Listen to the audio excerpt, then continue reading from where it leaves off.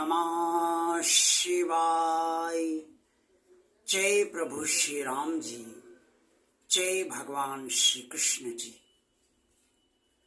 भगवान और आप चैनल के अत्यंत प्रिय भक्तों, गृहस्थ जीवन का सबसे अच्छा आश्रम है, लेकिन इस गृहस्थ जीवन में धैर्य की बहुत आवश्यकता होती है। आज के वीडियो में मैं आपको यही बताऊंगा कि गृहस्थ जीवन का संचालन करते हुए धैर्य क्यों बहुत जरूरी है और इसके क्या लाभ पूरे परिवार को और स्वयं आपको भी मिलते हैं। गृहस्थ जीवन यूँ देखने में तो बहुत अच्छा लगता है, लेकिन जितनी अच्छाइयाँ इसके अंतर्गत हैं उतनी कहीं न कहीं बुराइयाँ भी इसमें छिपी होती हैं। होते तो सभी परिवार के ही सदस्य हैं, लेकिन विचारों से मतभेद सबके अंदर होता है और जितना मतभेद गहराता जाता है उससे कभी कभी मनभेद भी होता जाता है। गृहस्थ जीवन में छोटी छोटी बातों पर कभी भी बहुत झगड़ा फसाद या बहुत ही मतभेद नहीं रखने चाहिए। धैर्य बहुत आवश्यक है।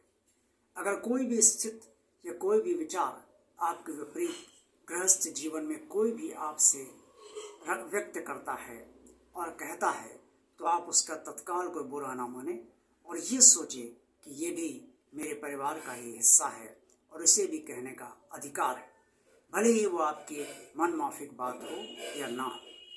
कभी कभी अक्सर ऐसा भी होता है कि परिवार में कोई ये कह देता है कि तुम ही सब काम कर लो, मैं कुछ नहीं कर पाऊँगा।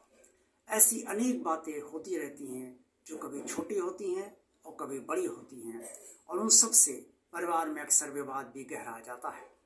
ये विवाद पति और पत्नी के बीच भी गहराता है, ये विवाद बच्चों और माता पिता के बीच भी गहराता है, और ये विवाद परिवार के अन्य रिश्तों के भीतर भी गहरा सकता है। लेकिन इसका मतलब ये नहीं है कि विवाद इतना ज़्यादा बढ़ जाए कि वो उसको पड़ोसी लोग भी सुनने लगे, आवाज़ इतनी तेज हो जाए कि उसका फ़ायदा पड़ोसी लोग भी उठाने लगे।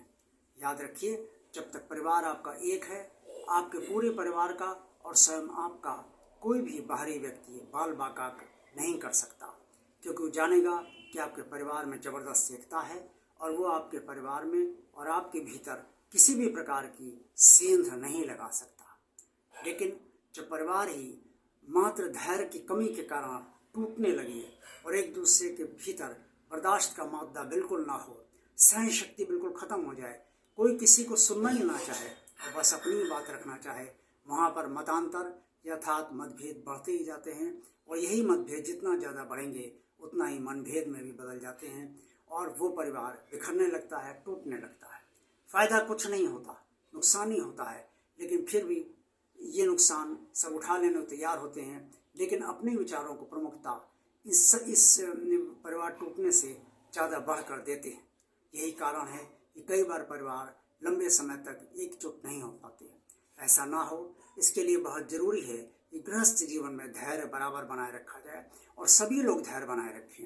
माता पिता धैर्य बनाए रखें, बच्चे धैर्य बनाए रखें, पति पत्नी आपस में धैर्य बनाए रखें, भाई बहन आपस में धैर्य बनाए रखें और अन्य जितने भी रिश्ते हैं वो सब आपस में धैर्य बनाए रखें और एक दूसरे की सुने और कुछ अपनी भी कहें, लेकिन समय पर ही कहें। ज़रूरी नहीं कोई बात कही जाए तो उसका उत्तर तत्काल दे दिया जाए, क्योंकि ज़रूरी ये है कि जब कोई बात कोई भी कहे तो उसे सुने और अगर उसका उत्तर देना उचित समझा जाए तो समय आने पर ही बहुत शांति के साथ दिया जाए।